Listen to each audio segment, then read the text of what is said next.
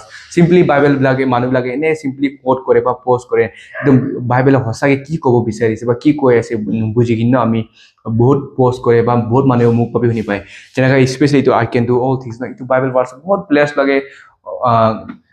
coat কৰে use কৰে ন প'ষ্ট কৰে অফক'ৰ্ছ এইটো ৰং আছে বুলি নহয় কিন্তু যেতিয়া কণ্টেক্ট চাই গ'লে এইটো স্পৰ্টছ বা আপোনাৰ ছাকচেছফুল বা আপোনাৰ টকা পইচাৰ এচিভমেণ্টৰ কথা কোৱা নাই কিন্তু এইটো দুখ কষ্ট ন চাফাৰিং মানে দুখ কষ্ট ভাগৰ বা ভোক পিয়াজ সময় দিবি যেনেকুৱা সময় দিবি ন ঈশ্বৰৰ একটা সন্তুষ্ট এটা ছেটিছফাইড লাইফ থকা বা